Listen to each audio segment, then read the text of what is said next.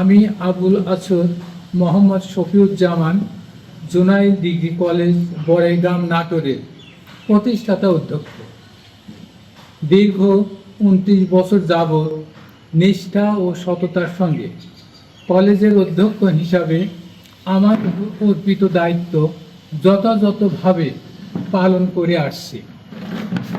গত 26/9/2024 খ্রিস্টাব্দ তারিখে কলেজের উপাধ্যক্ষ এস.এম.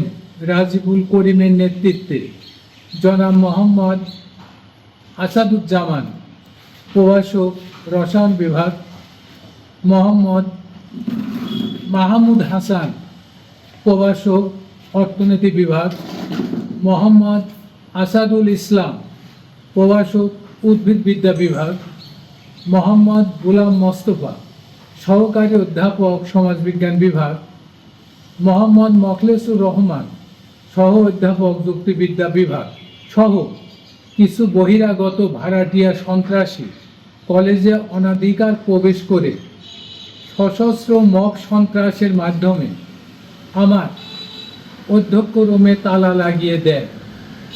আমি তাদেরকে তালা খুলে দেওয়ার জন্য অনুরোধ জানালে তারা কলেজ ফান্ডে টাকা উত্তোলন করে তাদের দেওয়া না হলে আমার অধ্যক্ষ রুমের তালা খুলে দেওয়া হবে না বলে সাফ জানিয়ে দেয়। বিষয়টি স্থানীয় গণ্যমান্য ব্যক্তিদের জানালেও তারা নিরাপত্তার অভাবে ব্যবস্থা গ্রহণে অপারগতা প্রকাশ করেন। উল্লেখ্য, আমি উক্ত সমস্যা সম্পর্কে উপজেলা নির্বাহী অফিসার ও উপজেলা সেনা ক্যাম্পে দায়িত্বরত সেনা কর্মকর্তাকে লিখিতভাবে অবগত করেছি, কিন্তু তারা এই মব সন্ত্রাসের বিরুদ্ধে কোনো ব্যবস্থা গ্রহণ করেন নাই।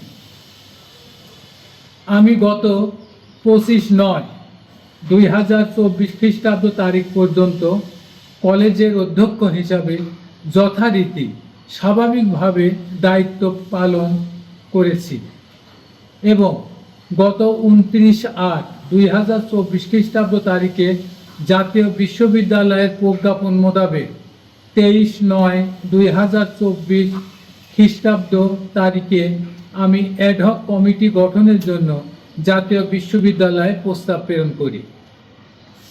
কিন্তু দুঃখের বিষয় এই যে আমার প্রস্তাবিত কমিটির অনুমোদন না দিয়ে অন্য কমিটির অনুমোদন দেয়। এমতাবস্থায় আমি নিরুপায় হয়ে বাংলাদেশ সুপ্রিম কোর্টের মহামান্য হাইকোর্ট ডিভিশনে উক্ত অ্যাডহক কমিটির বিরুদ্ধে একটি রিট আবেদন দায়ের করি, যার case number writ petition number 13,179/2024।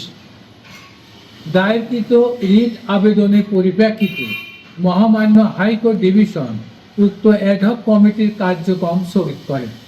বর্তমানে এই মামলা হাইকোর্ট ডিভিশনে আপিল বিভাগে চলমান আছে।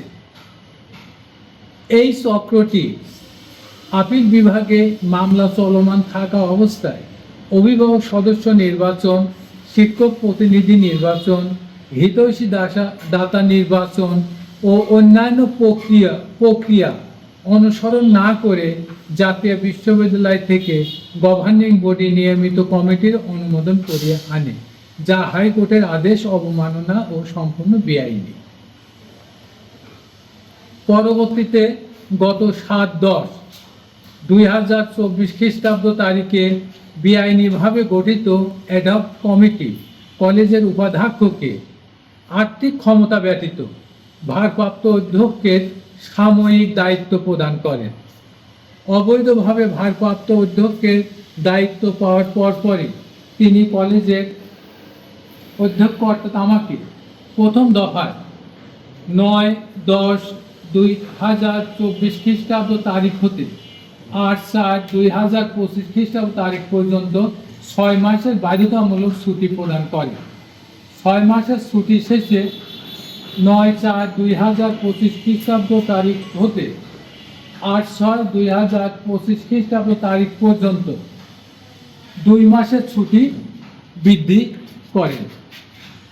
জাতীয় বিশ্ববিদ্যালয়ের ছুটির ম্যানুয়ালে এই ধরনের বাধ্যতামূলক ছুটির কোনো বিধান নাই।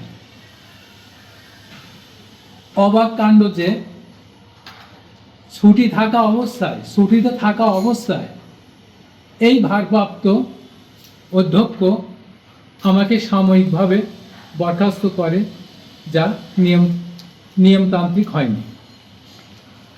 পরবর্তীতে এই দুর্নীতিবাজ, অর্থলোভী, অবৈধ ভারপ্রাপ্ত অধ্যক্ষ এস.এম. রাজিবুল করিম অ্যাডহক কমিটির মাধ্যমে কলেজ ফান্ডে লক্ষ লক্ষ টাকা উত্তোলন করে আত্মসাৎ করে।